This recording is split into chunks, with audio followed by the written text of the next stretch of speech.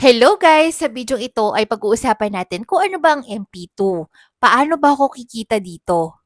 Magkano ang ilalabas mong pera? Ano yung mga pros and cons or yung mga benefits at saka risk? Lahat ng yan, sasagutin natin sa short video tutorial na to. So keep on watching! Ang MP2 po is a voluntary savings program ng pag-ibig. So, under the government po ito. So, paano ka kikita dito sa voluntary savings program nila? So, voluntary savings, ibig sabihin, maghuhulog ka ng pera o maglalagay ka ng pera sa kanila. Tapos po yung pera na ilalagay nyo, naka-lock in po siya ng 5 years. So, pag sinabi nating lock in, hindi mo pwedeng galawin.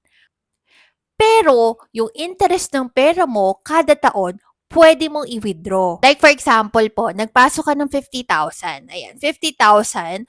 Tapos, ang naging dividend niyan or interest rate or profit niyan is 6.5%.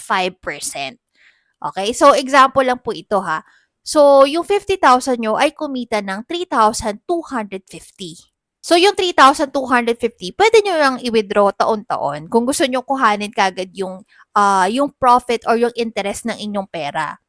Yung 50,000 po kasi is naka-lock in po siya in 5 years. Sabi ko nga, hindi pwedeng galawin. Pero in some cases, syempre, biglang nangailangan ka, kailangan mo ng pera, pwede mo pa rin namang i-withdraw. Yun nga lang, doon ka matatalo. Kasi nga, lock in siya eh.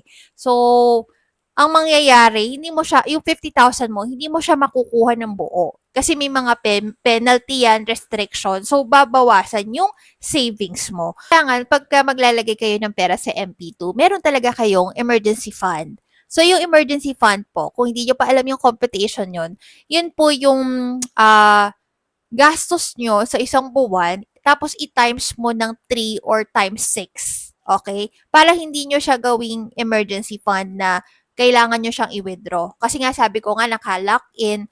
So, malulugi ka kapag withdraw mo, naka-lock in siya ng 5 years. Kailangan meron ka talagang savings or emergency fund. Okay? So, paano naman pag wala kang bultong pera? 'Di ba? Hindi ka na ba pwedeng jumoin dito sa MP2? Pwede. Pwede pa rin. Kasi yung smallest na hulog is 500 pesos lang. Mga sis, 500 lang. Pwede na kumita yan. Oo. Pero syempre, kung 500, ita-times mo ng 6.5%, maliit lang ang magiging hulog nun. So, paano lalaki?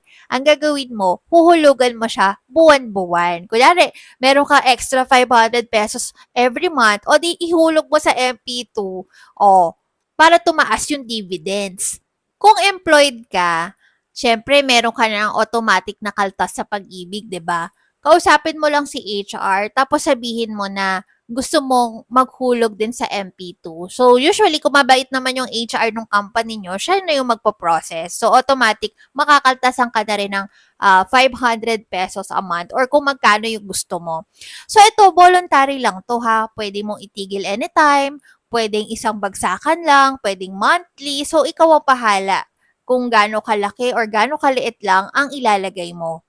Pero syempre, mas malaki yung hulog mo, mas malaki yung tutubuing pera. So, yung iba kasi medyo nag-aalangan kasi government daw kasi pag-ibig.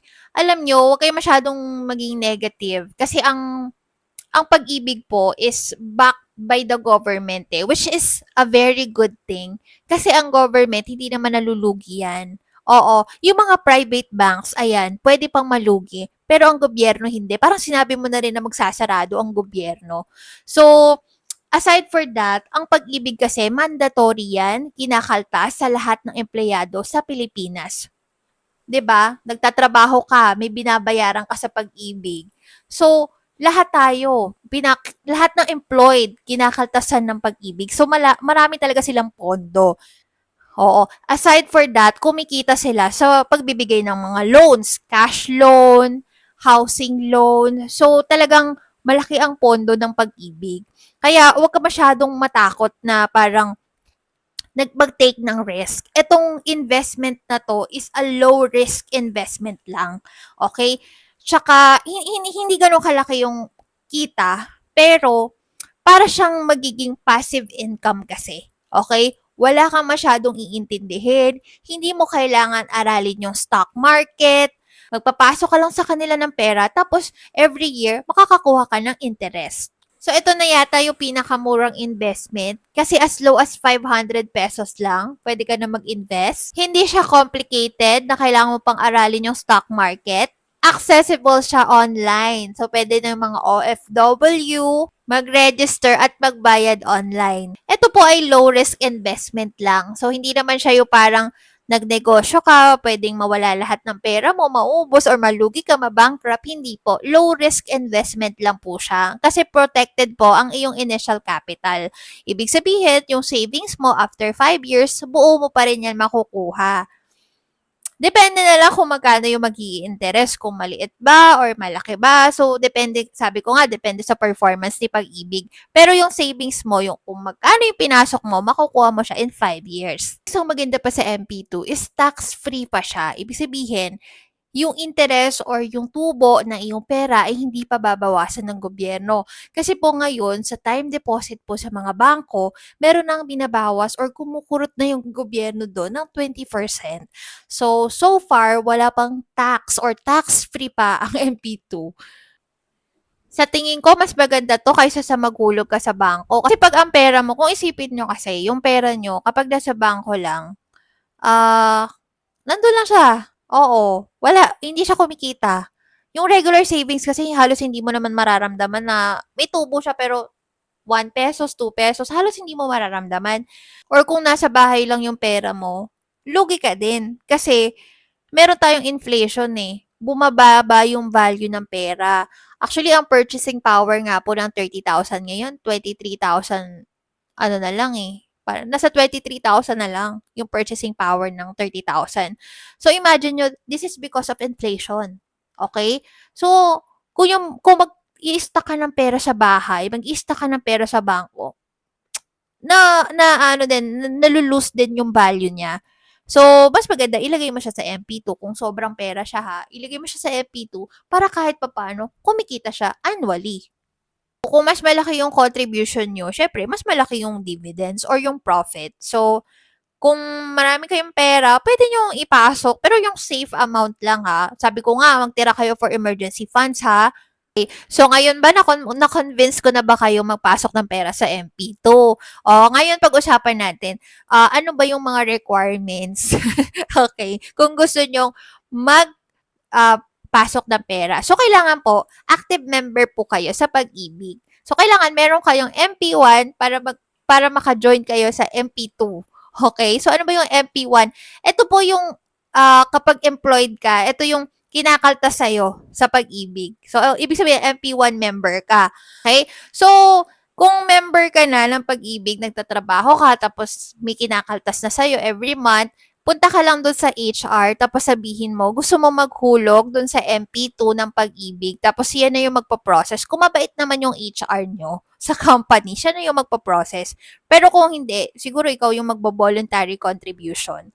Okay? So, pag voluntary contribution po, punta lang po kayo sa website nila. Pwede na rin po kayo magbayad doon online.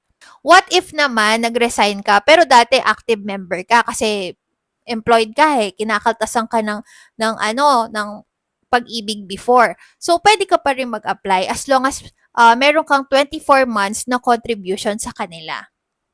What if hindi ka naman na talaga nagtrabaho? So, pero gusto mo, kunyari, self-employed or freelancer, ganon. So, hindi ka talaga kasama sa Pag-ibig. MP1, pero gusto mo pa rin itry si MP2, gusto mo maki-join. Ayan, pwede naman through voluntary contribution. Kailangan mo lang maghulog ng isang beses sa MP1 for as low as 100 pesos, pwede na. Para ma-activate lang yung MP1 mo at makapaghulog ka na rin ng MP2. So, yun lang po. Kung may mga questions po kayo, pwede po kayo magtanong sa comment section. Kapag alam ko, sumasagot ako, tsaka kapag hindi ako busy. Ayan. So, sana ay may natutunan po kayo sa ating vlog. So, magpapalambing lang po ako. Please like and subscribe to my channel. Thank you. God bless everyone.